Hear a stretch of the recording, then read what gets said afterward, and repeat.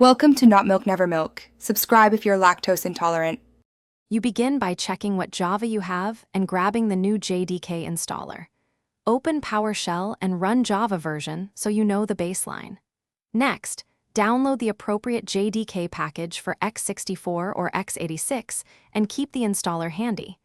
Make sure you've got administrator privileges because you'll change system variables next. Once done, run the installer and choose a simple path like C.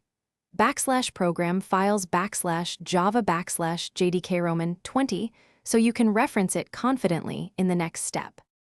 Now you set environment variables to point windows to the new Java.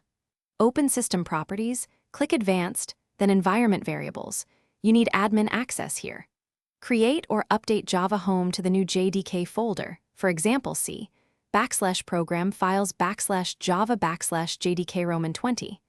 Then edit the system path and add %java home %bin at the front so it overrides older installs. Once these changes are applied, open a fresh PowerShell window to ensure the session picks them up and verify with Java version. Finish by confirming the change and handling conflicts.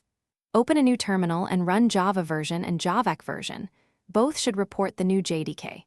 If an older version still appears, remove obsolete Java entries from path or uninstall older JDKs via settings. If tools still fail, reboot to clear cached sessions, check for typos in Java Home or path, and make sure you installed the correct 32 versus 64-bit package. One key tip: mismatched bitness is the most common silent problem. Thanks for watching. If this was helpful, leave a like and consider subscribing. See you next time.